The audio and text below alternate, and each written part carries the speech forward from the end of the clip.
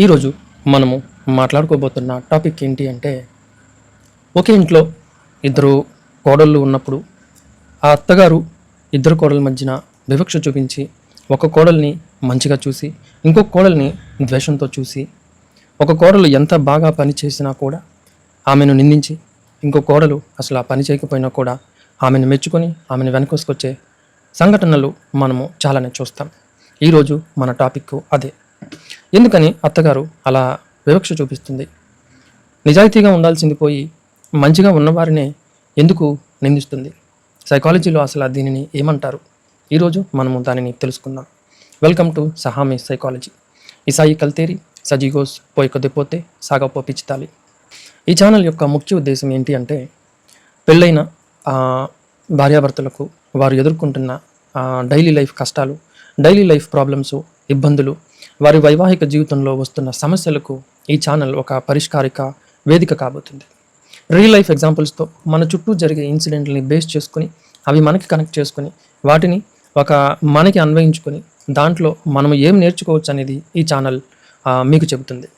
So ఈరోజు మనము ఆ తోటి కోడళ్ళ విషయంలో జరిగే వివక్షను మన చుట్టుపక్కల జరిగిన ఒక ఇన్సిడెంట్తో డిస్కస్ చేసుకుందాం. అది ఏలూరు జిల్లాలోని తాడిచర్ల గ్రామం. అది పచ్చని పొలాలతో నిండి ఉంటుంది. ప్రశాంతమైన వాతావరణానికి ప్రసిద్ధి. కానీ ఆ ఊరిలోని ఒక పెద్ద ఇంట్లో మాత్రం తోటికోడల మధ్య అత్తగారు చూపే వివక్ష వల్ల నిశ్శబ్ద యుద్ధం జరుగుతుంది. ఆ ఇంటి పెద్ద కోడల పేరు మాధవి, చిన్న కోడలు పేరు శ్రావణి. మాధవి ఒక సామాన్య రైతు కుటుంబం నుండి వచ్చింది. పెళ్ళైన నాటి నుండి అత్తగారైన అనసూయమ్మను తన కన్నతల్లిలా భావించి ఆమెకు ప్రతిరోజు పాదసేవ చేసేది. అనసూయమ్మకు మోకాలు నొప్పులు ఉన్నాయని మాధవి ఉదయాన్నే లేచి వేడి నీళ్లు పెట్టి ఆమెకు ఇష్టమైన టిఫిన్ చేసి మందులు సమయానికి ఇచ్చేది. కానీ అనసూయమ్మ దృష్టిలో మాత్రం మాధవి ఎప్పుడు ఒక పని మనిషిలానే ఉండేది. దీనికి కారణం మాధవి పుట్టింటి నుండి తెచ్చిన కట్నం తక్కువ కావడమే. అదే సమయంలో చిన్న కోడలు శ్రావణి ఒక ధనిక కుటుంబం నుండి వచ్చింది. ఆమె పుట్టింటి నుండి పెద్ద ఫ్రిడ్జ్లు, మంచాలు, బీరువాలు, నగలు భారీగా తెచ్చుకుంది. శ్రావణికి అత్తగారిపై అసలు గౌరవం లేదు. కనీసం ఆమెకు ఒక గ్లాసు మంచినీళ్లు కూడా ఇవ్వదు. పొద్దున్న 10 గంటల వరకు నిద్ర లేవదు. అడిగితే విరుచుకుపడుతుంది. కానీ అనసూయమ్మ మాత్రం శ్రావణిని నెత్తిన పెట్టుకుంటుంది. శ్రావణి తెచ్చిన ఆస్తిని చూసి మురిసిపోతూ ఊరంతా నా చిన్న కోడలు పుట్టిన ఇల్లు బంగారం అని గొప్పలు చెప్పుకుంటుంది.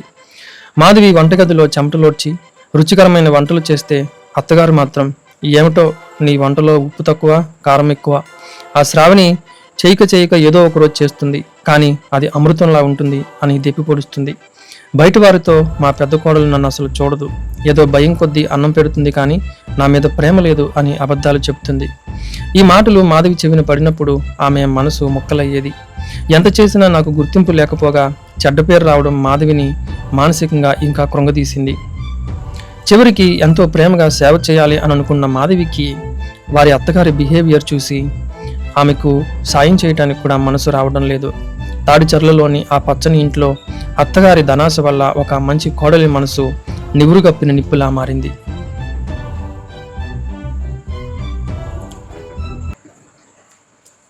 చూశారు కదా, ఈ స్టోరీ కేవలం మాధవి స్టోరీ మాత్రమే కాదు. ఈ స్టోరీలో జరిగిన ఇన్సిడెంట్లు పెళ్ళైన ప్రతి ఆడది ఏదో ఒక సందర్భంలో ఫేస్ చేసే ఉంటుంది. ఎస్పెషల్లీ తోటి కోడలు ఉన్న ఆడది అయితే ఖచ్చితంగా ఈ వివక్షను ఖచ్చితంగా అత్తగారింట్లో ఫేస్ చేసే ఉంటుంది. నువ్వు ఎంత కష్టపడినా నీకు విలువ ఉండదు. నువ్వు అత్తగారిని మామగారిని ఎంత బాగా చూసుకున్నా నీకు విలువ ఉండదు. నువ్వు ఏమీ పని చేయవని, నువ్వు మంచిదానివి కాదని, నువ్వు అత్తగారిని మామగారిని సరిగా చూసుకోవని ఊరందరికీ అత్తగారు చెప్తుంది. సో ఈ వివక్షను ప్రతి ఒక్కరు కూడా ఫేస్ చేసే ఉంటారు. సో దీనిని సైకాలజీ పర్స్పెక్టివ్లో అనలైజ్ చేస్తే ఇదంతా ఎందుకు జరుగుతుందంటే, ముఖ్యంగా అత్తగారికి మంచి కోడల మీద ఉన్న ద్వేషము, అసూయ వల్ల జరుగుతుంది. పెళ్ళి అవ్వకముందు వరకు కొడుకు మీద విపరీతమైన ప్రేమ. కొడుకుకి ఏం కావాలన్నా మొదటగా వచ్చేది తల్లి దగ్గరికి వచ్చేవాడు. ఏం కావాలన్నా తల్లినే అడిగేవాడు. ఏం చేయాలన్నా కూడా తల్లిని అడిగే చేసేవాడు. కానీ ఎప్పుడైతే పెళ్లి జరిగిన తర్వాత తన భార్య మంచిది అవడం వల్ల, తనకి కూడా విలువ ఇవ్వడం వలన, తనకి కూడా ఎక్కువ ఇంపార్టెన్స్ ఇవ్వడం వలన, తను కూడా పని మంచిగా చేయటం వలన, తను కూడా వంట మంచిగా చేయటం వలన అత్తగారికి ఏదో తెలియని అభద్రతా భావం, ఇన్సెక్యూరిటీ వచ్చేస్తుందనమాట. అయ్యో, నా ప్లేస్‌ని వాళ్ళ భార్య తీసేసుకుంటుందా అని ఏదో ఒక తెలియని అభద్రతా భావం వచ్చేసి, ఆ మంచిగా ఉన్న కోడల్ని గుచ్చి గుచ్చి పొడుస్తారనమాట. ఎక్కడ తన కొడుకు తనకి కాకుండా వెళ్ళిపోతాడేమో అని ఒక తెలియని అభద్రతా భావం వచ్చేసి, ఆ జెలసీతో, అసూయతో పనిచేసే కోడల్ని దెప్పి పొడుస్తారనమాట. అంటే దీనికి సాయంగా ఎవరిని తీసుకుంటారంటే, అటుపక్క తోటికోడల్ని సాయం తీసుకుని వారితో చేతులు కలిపి పద్దాక ఆమెతో కంపేర్ చేసి దెప్పిపోవడం వల్ల ఏమవుతుందంటే, ఆ మంచిగా పనిచేసే కోడలికి ఏదో తెలియని మనసు నొచ్చుకోవడం, బాధపడడం జరుగుతుంది. సో దీనినే సైకాలజీలో ట్రయాంగులేషన్ అంటారు.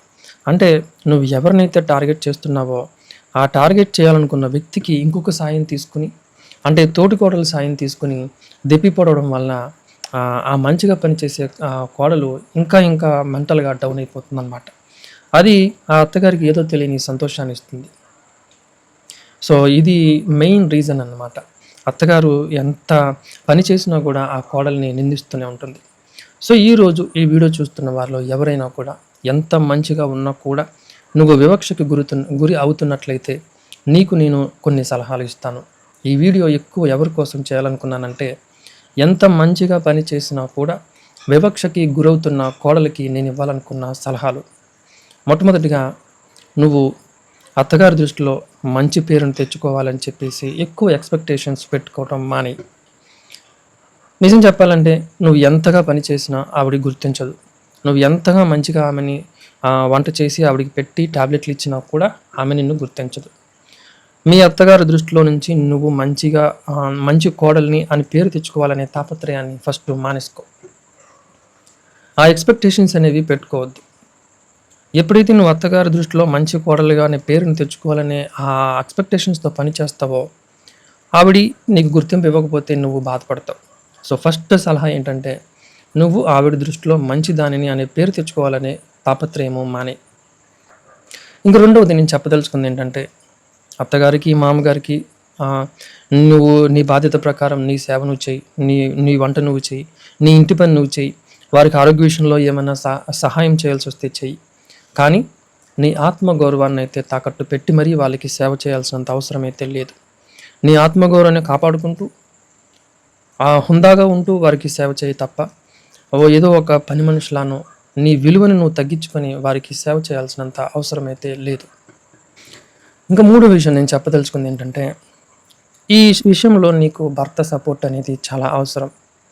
భర్తకి మీ అత్తగారు గురించి కంప్లైంట్లా ఇవ్వమని నేను చెప్పను, కానీ అట్లీస్ట్ జరుగుతున్న దానిని జరుగుతున్నట్లుగా అక్కడ ఎవరిది తప్పు ఎవరిది ఒప్పు అనేది యాజ్ ఇట్ ఈజ్గా నీ భర్తకి చెప్పడానికి ప్రయత్నించు. అంటే ఒక కంప్లైంట్లా కాకుండా నీ తప్పు లేకపోయినా కూడా నీ నిందలు మోస్తున్నాను అనే అనే ఆ ఫీలింగ్ నన్ను నీ భర్తకి చెప్పుకోవడానికి ప్రయత్నించు. అట్లీస్ట్ నీ భర్త అయినా నీకు సపోర్ట్గా నిలబడతాడేమో. ఇంకా నాలుగో విషయం నేను చెప్పదలుచుకుంది ఏంటంటే, మీ అత్తగారు కాన్స్టెంట్గా నిన్ను తోటి కోడలతో కంపేర్ చేస్తుంది కదా, ఓకే ఆవిడ కంపేర్ చేస్తే చేయని, కానీ నీ వ్యక్తిత్వాన్ని పద్దాక ఆమెతో నువ్వు కంపేర్ చేసుకోవద్దు.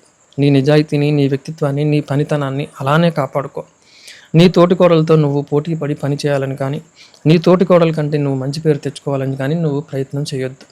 ఎంతవరకు నీ వరకు నువ్వు నిజాయితీగా పని చేయి, నిజాయితీగా నీ పనిని నువ్వు చేయి. ఆబ్వియస్గా నిజాయితీ అనేది ఈరోజు గుర్తించబడకపోవచ్చు, కానీ ఫ్యూచర్లో అయినా గుర్తించబడుతుంది. ఇంకా ఐదో విషయం నేను చెప్పదలుచుకుంది ఏంటంటే, నువ్వు ఒకటి మెంటల్గా ఫిక్స్ అయిపో. సర్వసాధారణంగా 45 సంవత్సరాలు 50 సంవత్సరాలు వచ్చేసిన ఆ అత్తగారులు ఇంకా మెంటాలిటీలు మారవు. నిన్ను గుర్తించాలి అని అనుకోవడం, నిన్ను మంచిదానిని బయట అందరికీ చెప్పాలని కోరుకోవటం, ఎక్స్పెక్ట్ చేయటం అనేది అది జరగదు. అది మెంటల్గా ఫిక్స్ అవ్వు. సో ఇది ఈ 5 సలహాలు నేను నీకు చెప్పదలుచుకున్నాను. ఓవరాల్గా నీ పనిని నువ్వు నిజాయితీగా చేసుకో. ఎవరి వద్ద నుంచి కూడా నువ్వు ఆ మంచి పేరుని ఆశించకుండా నీ పని నువ్వు చేసుకోవటం వల్ల ఈరోజు కాకపోతే ఏదో ఒక రోజు నీ నిజాయితీని గుర్తిస్తారు. అండ్ ఇంకొకటి, మేబీ ఆ అత్తగారు మామగారు నీ పనితనాన్ని, నీ నిజాయితీని, నీ ఒదిగి ఉండే తనాన్ని ఆవిడ గుర్తించకపోవచ్చు, కానీ ఒకటి గుర్తుపెట్టుకో, నువ్వు మంచిదాని అనే విషయాన్ని నీ బంధువుల సర్కిల్లో కానీ, నీ చుట్టుపక్కల్లో కానీ, నీ వీధిలో కానీ ఖచ్చితంగా గుర్తిస్తారు. అరే ఆమె నిజాయితీగా పనిచేస్తుంది, కానీ ఎందుకో తెలియదు వాళ్ళ అత్తగారు మామగారు ఆమెకు విలువ ఇవ్వరు. అసూయ, ద్వేషంతో ఆ కోడల్ని ఎప్పుడు నిందిస్తూనే ఉంటారా అనే పేరు నీకు ఖచ్చితంగా ఉంటుంది. నువ్వు ఎంత నిందలు పడినా నీ వ్యక్తిత్వాన్ని, నిజాయితీనైతే కోల్పోవద్దని నేను ఈ వీడియో ద్వారా నీకు సలహా ఇస్తున్నా.